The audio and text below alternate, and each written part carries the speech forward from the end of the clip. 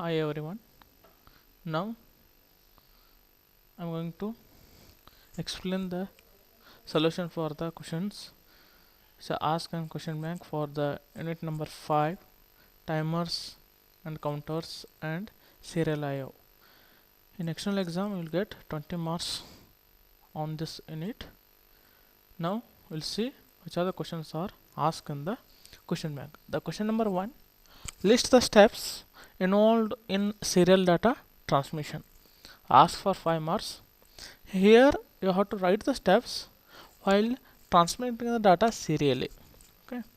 Now programming the 8051 to transfer data serially. In programming the 8051 to transfer the character bytes serially, you have to follow the below steps compulsory. The first step is the T-mode register is loaded with the value 20H. So T-mode register in the sense timer mode register. Already I told in previous unit. In timer mode register, you have to write the value 20H to make your timer in mode 2 operation, that is called 8-bit auto reload to set the baud rate.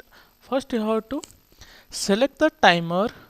Either if you are using timer 1, you have to select timer 1 from the T mode register. If you are using timer 0, you have to select timer 0, and out of 4 modes you have to select mode 2, that is 8-bit auto reload to set the baud rate.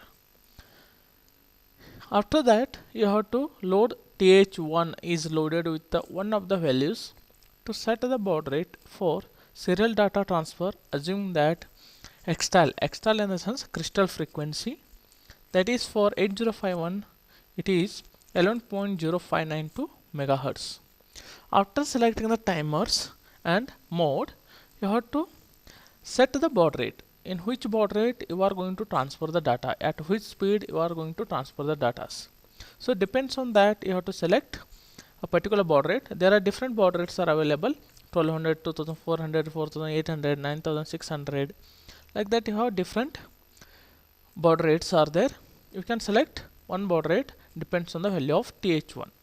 Next, third step is the SCON register, serial communication control register, is loaded with the value of 50H, indicating serial mode 1, where an 8-bit data is framed with the start and stop bits.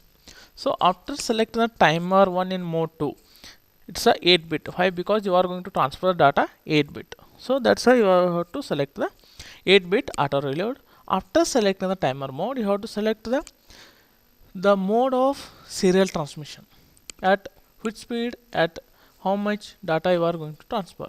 That is going to control by using the serial control register.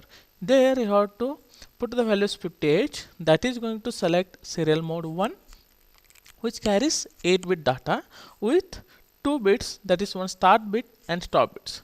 These 2 bits are indicating to transfer the data starting point and end of the transmission point. Next step is fourth one, TR1 is set to 1 to start timer 1. After once you are selecting the baud rate and SCON register serial mode, you have to start your timer for transmission of serial data. For that you have to make it 1, that is TR1 bit, that indicates its start, its transmission along with the timers. Next, TI is cleared by the CLR TI instruction. So you have to make timer interrupt, keep it 0 once you start your serial data transmission. After end of the transmission, the TR becomes set. Okay, that's why you have to make it clear at starting transmission, at the initial point of serial data transmission. Next step is the character byte to be transferred serially is written into the SBUF register. You are going to use SBUF register. Now SBUF is a serial buffer register used to carry the characters from microcontroller to external device. Using SBUF register only we can transmit the data as well as we can receive the data. So here you have to write the characters which is you are going to transfer serially into the SBUF register. After that, the TF flag bit is monitored with the use of instruction JNBTI XX to see if character has been transferred completely or not. Next, you have to keep on checking whether the character is transferred serially or not. Depends on the condition JNBTI XX. It is going to check whether TI becomes set or not. Just keep on checking until unless TI becomes 1. Within that, you have to transfer all the characters. Next, you have to transfer next character. Again, you have to repeat the same steps from step number 5th onwards. Again, you have to make it clear after becoming the TI1. Okay, for transfer the every character, you have to check the status of TI, and after transfer of every character, the TI flag becomes 1. If you want to transfer next character, again you have to make TI clear, or you have to make TI 0 by using CLR TI instruction. Again you have to transfer next character. Like this, you have to transfer all the characters serially. These are steps you have to write in the exam. Next, explain the significance of TI flag. Okay, you have to write the answer. What is the importance of TI flag in serial data transmission? Why you need to use the TI flag, timer interrupt flag? Okay, now we'll see.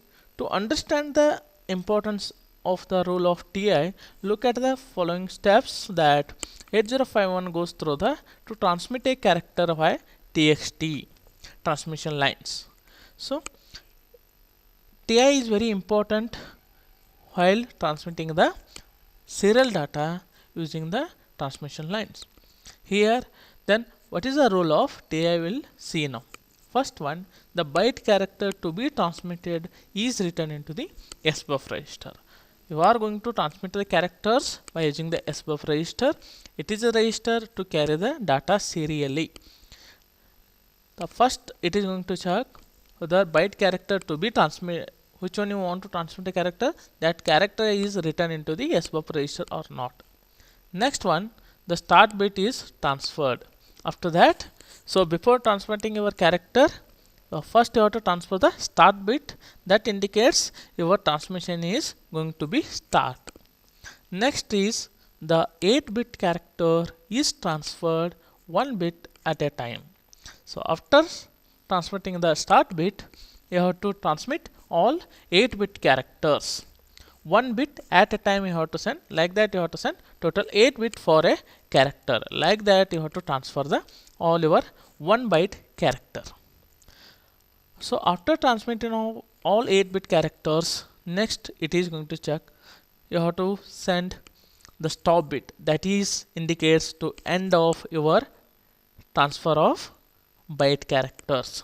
After sending the 8-bit characters, you have to give the information to the devices our all characters have been transferred by sending stop bit. It is during the transfer of the stop bit that the 8051 raises the TI flag becomes 1. Once your transfer of stop bit is done, so automatically TI flag becomes 1, indicating that the last character was transmitted. That is the end of your 1 character byte transmission, and it is ready to transfer the next character. This is the indication of TI flag. By monitoring the TI flag, you make sure that you are not overloading the SBUF register. So if you are not using the TI flag, what happens? Continuously you are going to send the characters through the SBUF register. Again the SBUF register, it becomes loaded with number of characters. Finally you won't receive all the characters serially and properly methods. There is no control over the SBUF register. So finally it throw the errors.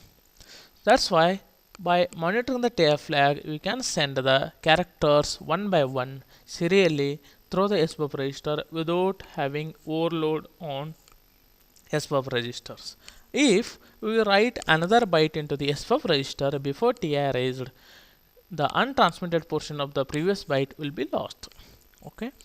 If we are not using TI flag, so if you transfer one more character before transmission of the first character, the untransmitted character is going to mix with second transmitted character. So there the second transmitted data is going to overwrite on the untransmitted character. That means previous character is going to lose by loaded with the next characters. This is going to happen if or not monitor the TF flag.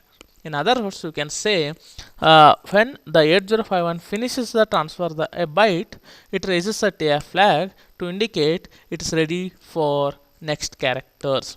So TF flag, once it becomes a 1, that indicates for devices as well as 8051 ready for to transmit next characters. Finally, sixth step, after SBUF is loaded with a new byte, the TI flag must be forced to 0 by using CLR TI instructions to in order for this new byte to be transferred. So after successfully transmission of one character byte, you have to make TI flag 0 to using to transmit a next new character by using the instruction CLR TI instruction.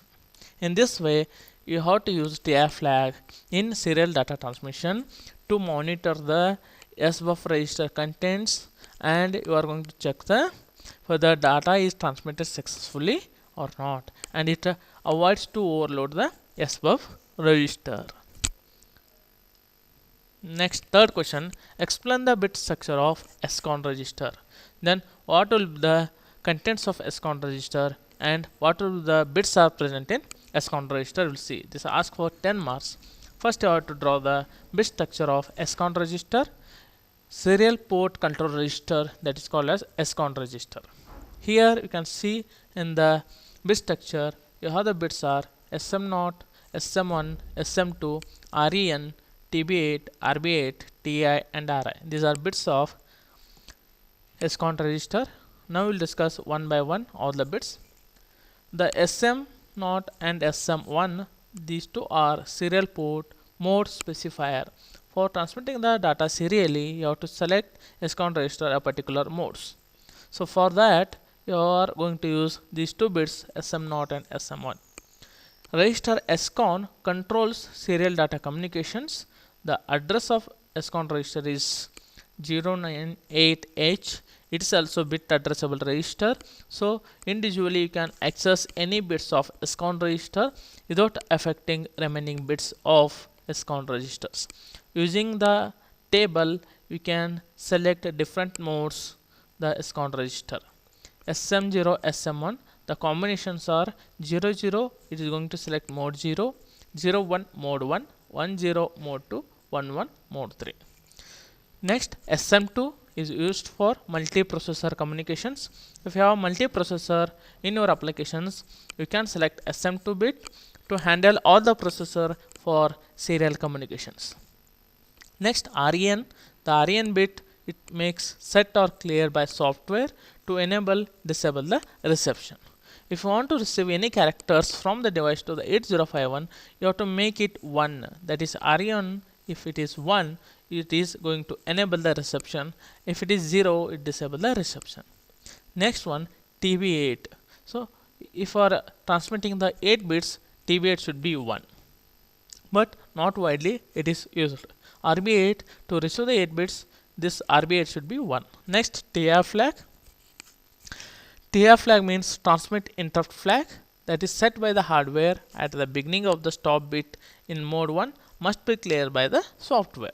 If you want to transmit any characters, you have to use transmit interrupt flag, that is makes to transmit the data with one stop bit and one start bits, and after transmission of 1 byte characters, you have to make it clear by using the software instruction CLR TI.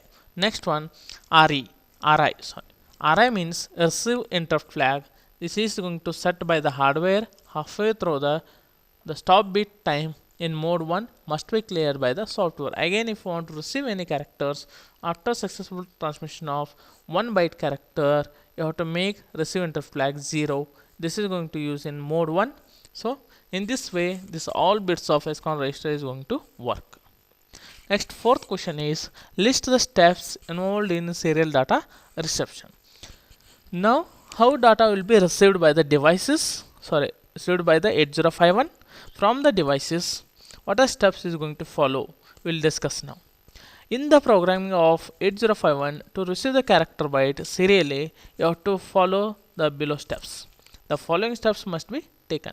First step is the TMOD register is loaded with the value 20H, indicating that the use of timer 1 in mode 2 8-bit auto reload to set the baud rate. First, you have to take the TMOD register. If you want to transmit the data, if you want to receive the data, you have to first take TMOD register and write the value for 20H, that is going to select timer 1 in mode 2 for 8-bit auto reload to set the baud rate. Here you are going to set the baud rate to receive the characters, that is indicates that baud rate in the sense how many number of bits is going to transmit per seconds. Here you are going to select different the speeds to transmit the data, that is known as baud rate. For that, I am selecting timer 1 in mode 2. Second step, TH1 is loaded with one of the values from the table to set the baud rate. That means TH1 is mainly used to set the different baud rates. First, you are select the timers, you are selected timer 1, or else you can use the timer 0 also, and you have to select mode 2 only because you are going to transmit or receive the character is 8 bits. Next, you have to take the TH1, it should be loaded with the particular values depends on the baud rate. As I told, you have the different baud rates, 1200, 2400, 9600, like that, you have different baud rates. So it depends on that, you have the particular values for each baud rates. You have to keep a particular values in the TH1. So move TH1 comma hash, you have to write the particular value. For 1200 you have one value, for 600 for 2400 one value, for 9600 one more hexadecimal value. We'll discuss in next how it is going to calculate it. Okay, that value should be right into the TH1. Next, the SCON register is loaded with the value of 50H. Next, you have to take the serial communication register that is loaded with 50H, indicating you have to select serial mode 1 where 8-bit data is framed with the start and stop bits and receive enable is turned on. And here next again you are going to receive 8-bit data only with one start bit and one stop bit. Next, you have to use TR1 is set to 1 to start your timer 1. RI is cleared with the CLR RI instruction. Here for receiving the data, you are going to monitor RI flag. RI flag is monitored with the use of instruction JNB RIXX until unless RI becomes 1. It is keep on monitor. This is the instruction to see if an entire character has been received yet. It is going to check whether all the characters received by 8051 or not. After receiving all the characters, immediately RI becomes 1. So when RI is raised, SBUF has a byte, it contains or moved into the safe place of 8051. And after transmission of one character, if you want to receive one more character, again you have to repeat the steps from 5 to 6.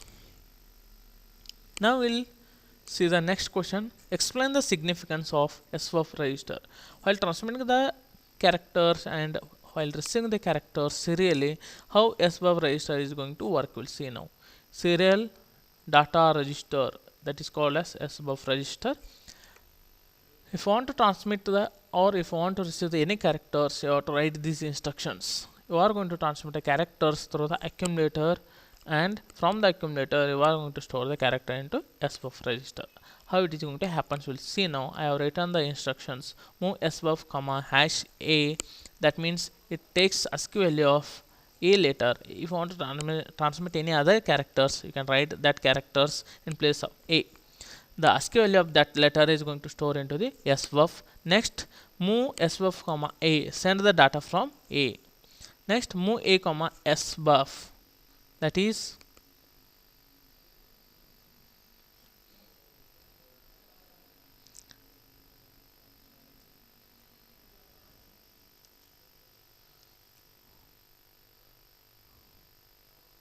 so here if I want to receive the characters that is received from SBUF to micrometer, if I want to send the data, that is going to send from A to SBUF. This is a way it is going to transmit the data. An 8-bit register set the usage mode for 2 timers for a byte of data to be transmitted via transmission line. It must be placed in the SBUF as shown in the above instructions. SBUF holds the byte of data when it is received by the 8051 during the receiver line. During transmission, how it is going to transmit, while receiving, how it is going to receive. These are things you have to write in terms of characters. So next question is, explain the significance of RF flag that is asked for 5 marks. Sometimes they are going to ask a question, explain the significance of TI as well as RF flags for 5 marks. Here again you have to study why you need to use the RF flag while receiving the characters. Previously you have studied TI flag while transmitting the characters. While receiving the characters, you have to study RF flag. In the receiving the bits via its RxD pin 8051 goes through the following steps. First, step number 1, it receives a start bit indicating that next bit is the first bit of character byte it is about to receive.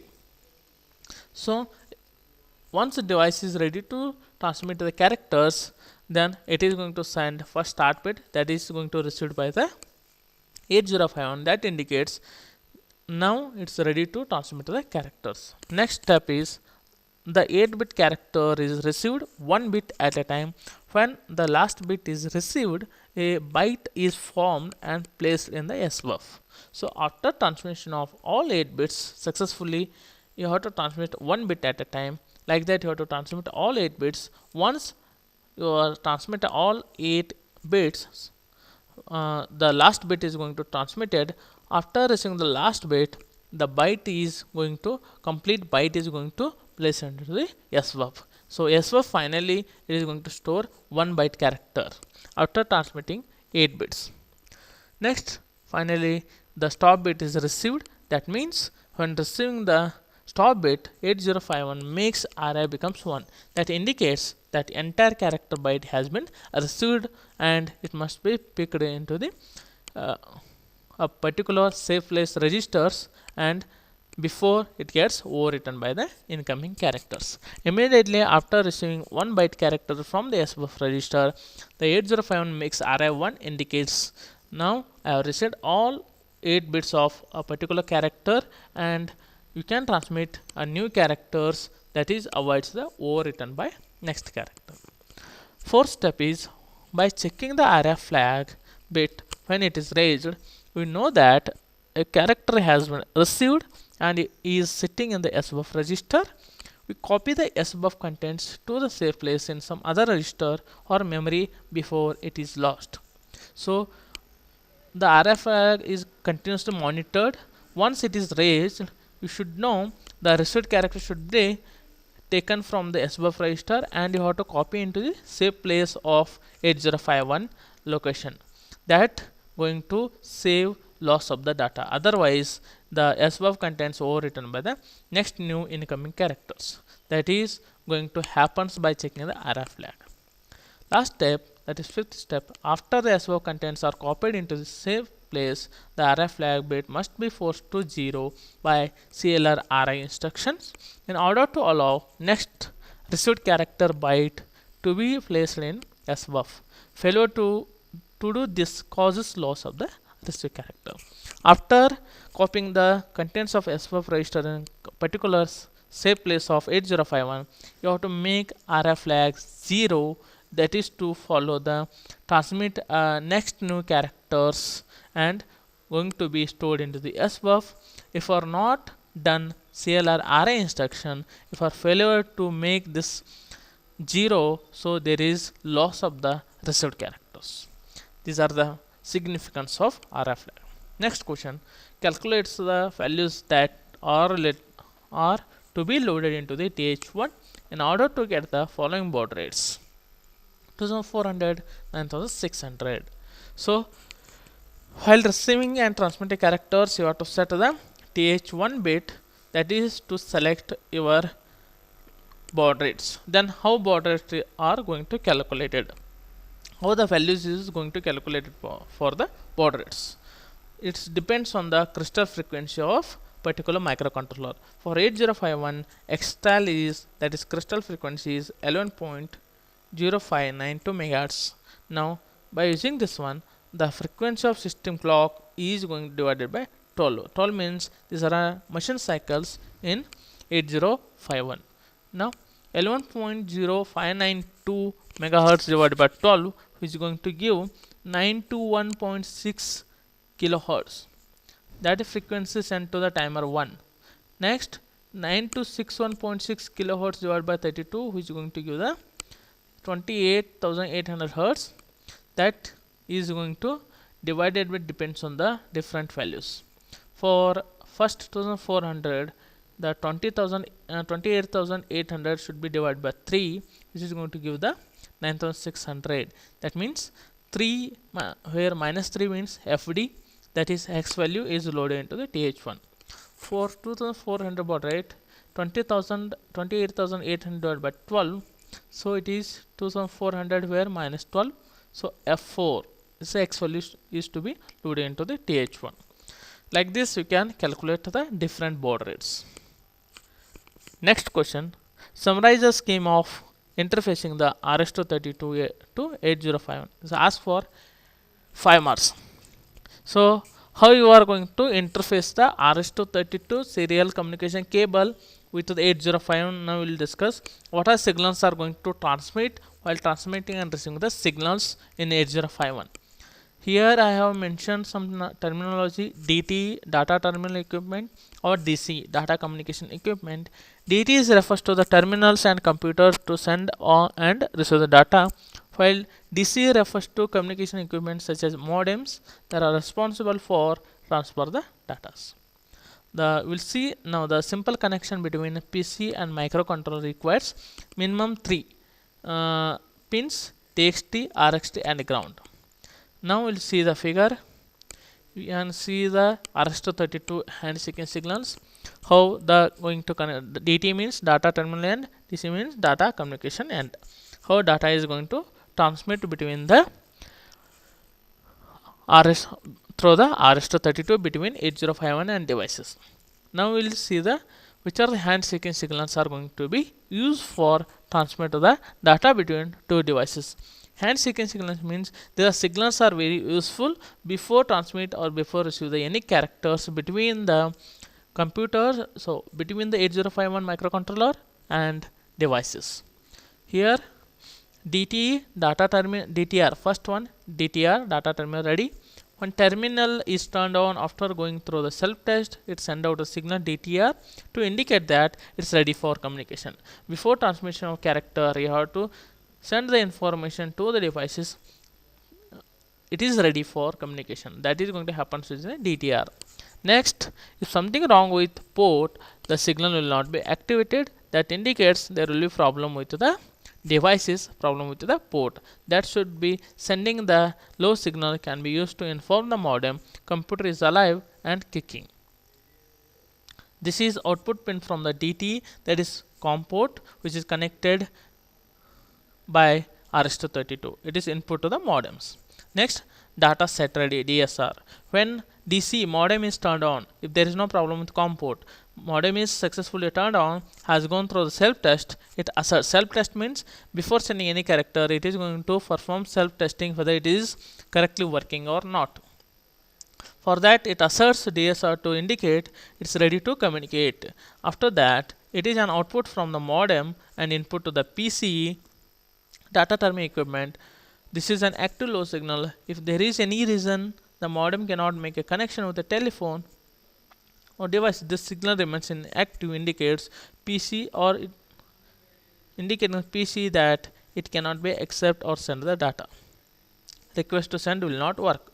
If there is problem with modem, it sends the data, it cannot send or receive the data. When DTE device has byte to be transmit, so modem also working fine. Next DTE device which get the, such as your controller which get the byte to be transmit, it asserts the RTS to signal the modem that it has a byte of data to transmit.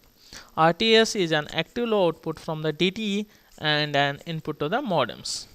So finally CLR clear to send, it responds to the RTS.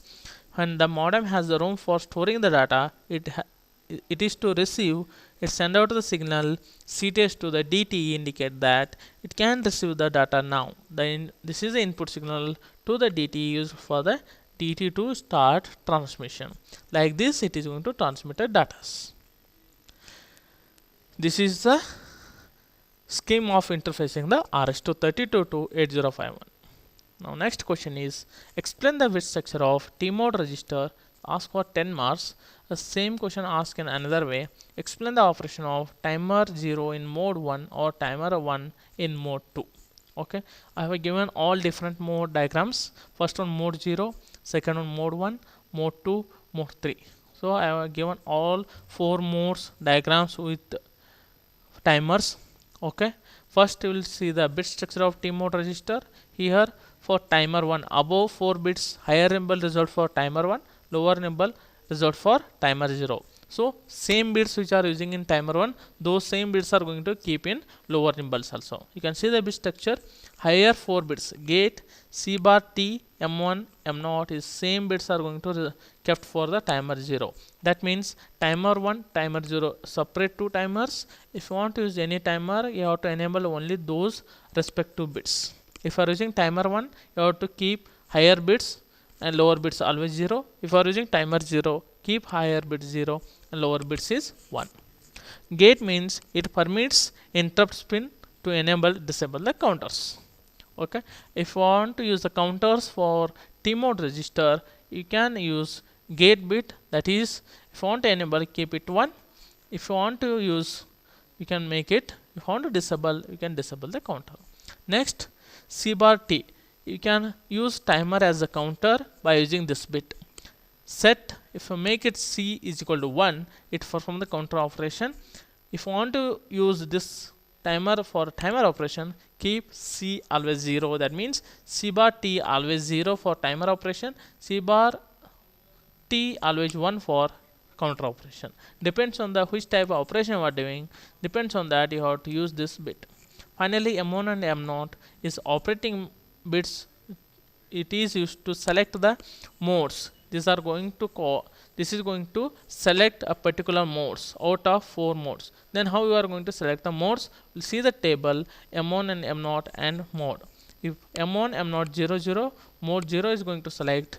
If it is 0, 1, mode 1, 1, 0, mode 2, 1, 1, mode 3. Finally, I have given for mode 0 how the timers is going to operate, and for mode 0 how the counter is going to happens. In front of that I have given the diagram. Next for mode 0, the timer going to operate in 30-bit timer mode, 8-bit timer counter THX and TLX, and as a 5-bit is a free scalar. Here timer clock is given as input for TLX and THX. In place of X, if you are using timer 1, TL1, TH1, and TF means TF1. So in place of X, either you write 0 or 1. If you are using timer 1, you have to write 1. If you are using timer 0, you have to write 0. TL0, TX0, TF0, like that for all 4 modes. Next, first mode, 16-bit timer mode. Now counter values is 2 raised to 16. It is going to count up to 2 raised to 16-bit timer counter. THX and TLX are the cascaded. There is no prescaler in 16-bit. In mode 2, 8-bit auto reload. Here timer is going to operate in 8-bit auto reload timer counter. THX holds the value which is to be reloaded. TLX each time it overflows. Here TLX will get the values of 8-bit 2 raised to 8, that is 255 value is going to store. After becoming the 0 TLX, overflow flag becomes 1, and that value is going to overloaded by using the THX. That is, it is automatically going to overload. No need to load the values every time for a TLX. One time you have to give the clock. And finally, mode 3 is the split timer modes. That's diagram I have given for the split timer mode. Here you are going to use both timers for your operation. Next, we'll see some programs. Program number 10, that is write an ALP to transmit a letter A serially at the baud rate of 2400. Here you have to write the program for to transmit a character A at the baud rate of 2400.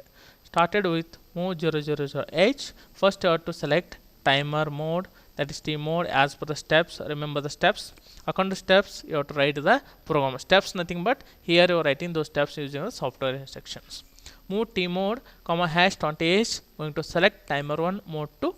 Next you have to select the baud rate. For 2400 minus 12 is the value. Either you write decimal value or else you write the hexadecimal values. You should know the values, then only you can write the values. Don't write any other values. A particular baud rate, you have the fixed values. Move th1 comma hash minus 12 to select the baud rate 2400. Next you have to select the mode of serial control register. Move s1 comma hash 50h. It is going to select 8-bit transmission with 1 stop bit, and it transmit the REN is going to enable. Set B TR1, start the timer, and you have to monitor by using, again is the label name. Move sbuf comma double quotation of A, that means you are transmitting the character A, that is going to transmitting through the sbuf register. I kept in sbuf. Next it is monitor the TR register JNB TI comma. Here it is wait for to TI becomes 1 until unless last bit is transfer, TI becomes 0. Once last character is transmitted, last bit is transmitted, TI becomes 1. After that, if you want to transmit one more character, you have to keep CLR, you have to keep TI 0. So CLR TI.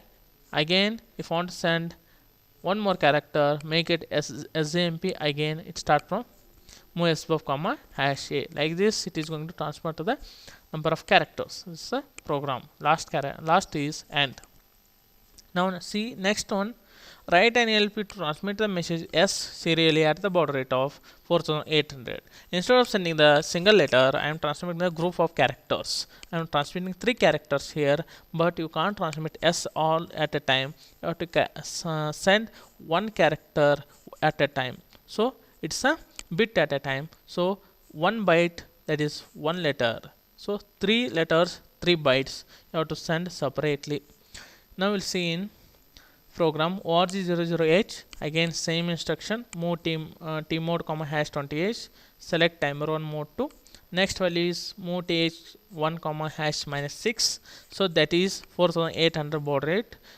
Okay. Next move scon comma hash 50h. That is 8-bit 1 stop REN enabled. Next you have to start the timer. Set bit TR1. Account steps, I am writing the instructions here. Next move a comma hash double quotation y. I am transmitting the first character, that is I am writing in double quotes, so it takes the ASCII value of y, that is storing in A. Next move a comma e. Next move a comma s. Like that it is going to transmitting the all 3 characters. Keep doing it and serial data transfer subroutines. Here trans is move a comma sbuf. So sbuf is going to transmit the character in A. Here JNB TI comma here. Next CLR TI RET AND.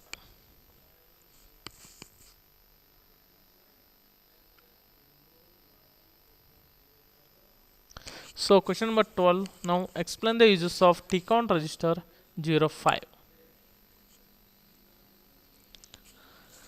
So this is asked for 05 marks. Okay. Here you have to explain bit structure of all T-count register. We'll see the bit structure of T-count register. So T-count in the sense timer or counter control register. Okay, that is called as bit addressable registers. It is also bit addressable register. You can access the individual bits of timer control registers. Total you have 8 bits. You can see the bit structure. the D0 to D7. You can see the bits of D7 is TF1, next TR1, TF0, TR0, IE1, IT1, I0, IT0. Now we will see TF1, that is 7th bit of TCON. It is called as timer on overflow flag, set by the hardware when timer or counter 1 overflows.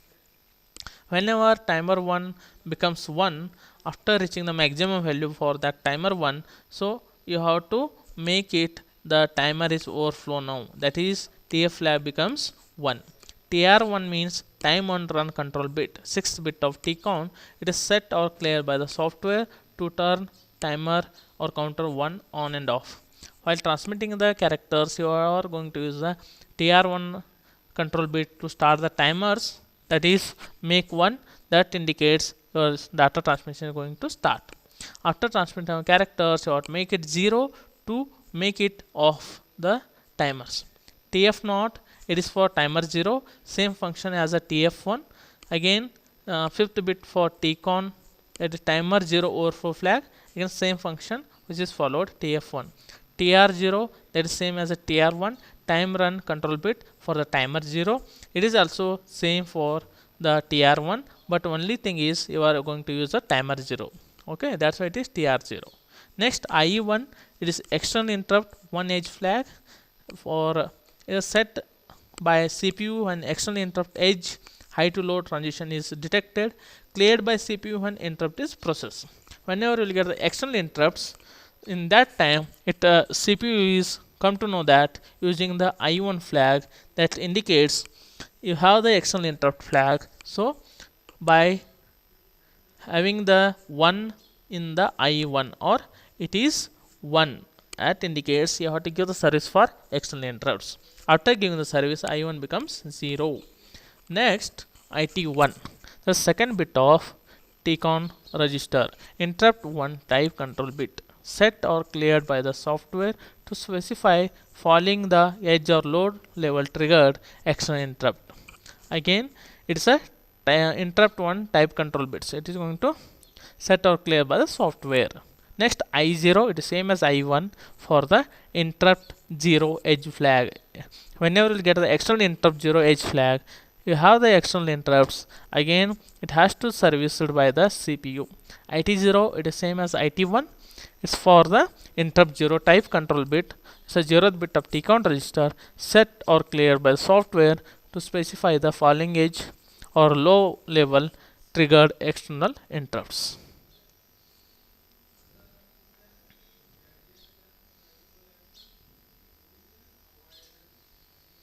Now we'll see the next one.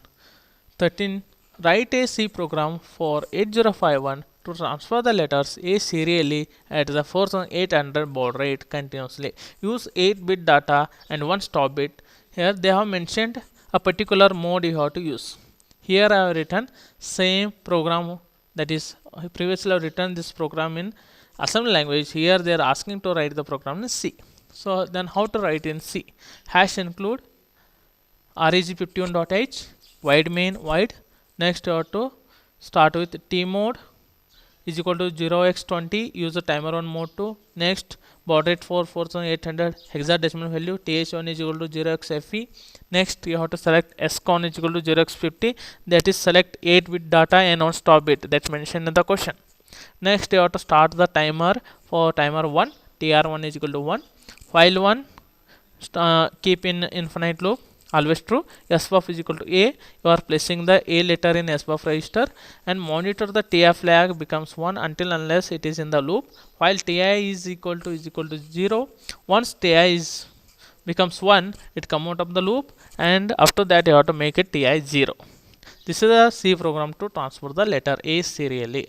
Next program, write an 8051 C program to transfer the message S serially at baud rate of 9600 8-bit data, that is 1 stop bit. Do this continuously. So you have to transmit the all 3 characters serially at the baud rate of 9600. Here I am transmitting all 3 characters one by one using the 8-bit data 1 stop bit. Again already I have written this program in assembly language. Here I am writing same program in C language. We'll see how it is going to write. Hash include reg51.h wide SCR-TX unsigned char. This is the function or subroutine I am writing. This is going to call 3 times to transmit all 3 characters. Now T mode 0x20, it is going to select timer 1 mode 2. Next baud rate is 9600. For that you have to write the FD value in TH1. TH1 is equal to 0x FD. Next you are going to select SCON is equal to 0x50, that is going to select 8-bit data 1 stop bit mode. Next you have to start the timer, TR1 is equal to 0. You have to call the timer while loop. Here you can see here it is going to calculate like this. I am going to call the while loop here. While is 1, always 1.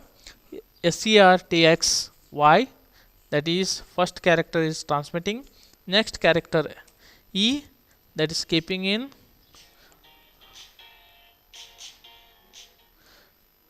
S characters. So by calling 3 times you are sending the 3 letters using the function serial transmission SCR-TX. I have given the subroutine name SCR-TX.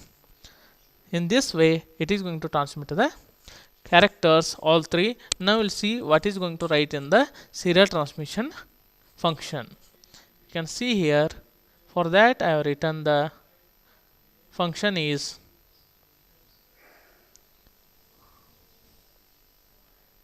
void SCR-TX unsigned char x and enter the loop sbuff is equal to x in buffer while ti is equal to 0. Wait until transmitted ti becomes 0. So until ti becomes 0, it is going to transmit the all values one by one. In x in buffer you have the characters that is going to place into the sbuff. Like this it is going to transmit the characters. Next program is program the 8051C to receive the bytes of data serially and put them in P1. Set the baud rate at 4800, 8-bit data and 1 stop bit. So ask for 10 marks. First here you will see the program hash include reg51.h void main unsigned char my byte, that is first you have to take 1 byte from the receiver. For that I am selecting the variable my byte. Next you have to select timer 1 mode 2, T mode is equal to 0x20. Next baud rate selection, TH1 is equal to 0xFA, which selects 4800 baud rate. Next 8-bit data 1 stop bit, that for SCON is equal to 0x50. Next for receiving the character you have to start the TR1 is equal to 1, timer is going to start. Next while loop, while 1, it is going to repeat your all the transmission of receiving of characters. While ri is equal to 0 until unless completion of receiving the characters it is in 0 format. That's for it is going to wait to receive.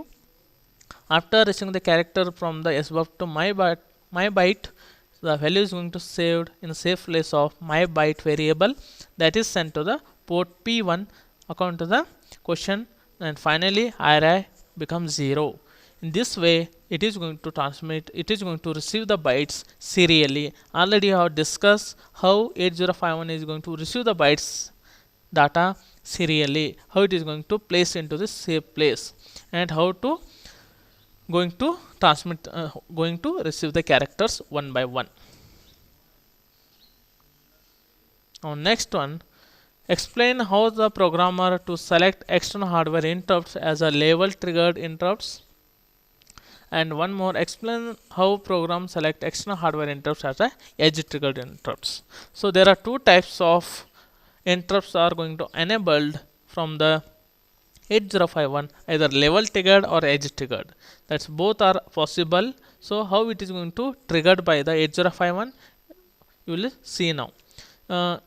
As you know, 8051 has 2 external hardware interrupts, that is connected pin number 12 and pin number 13, that is port is P3.2 and P3.3 of the 8051. Designated as a interrupt 0 and interrupt 1 are used as a external hardware interrupts. According to the interrupt vector table, the address for both are 0003H and 0013H are set aside for the interrupt 0 and interrupt 1. There are 2 activation levels, as I told now, level triggered and edge triggered. In level triggered, interrupt 0 and interrupt pins are normally high. Okay, both are always high. If low level signal is applied to them, it triggers the interrupts. Then the microcontroller stops whatever it is doing and jumps to the interrupt vector table to get the address of both external hardware interrupts and give the service for those interrupts.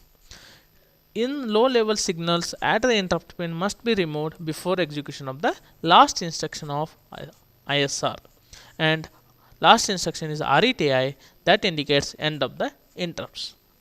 Otherwise another interrupt will be generated. This is called as level triggered or level activated interrupt is the default mode upon reset is 8051.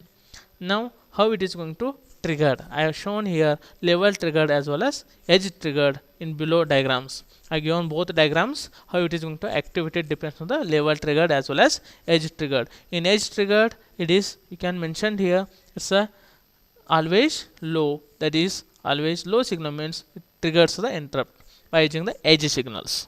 Activation of interrupt on also, it is a I have given input for level triggered and edge triggered. Out of two, it is going to trigger by one, either by the using level triggered or by using the edge triggered.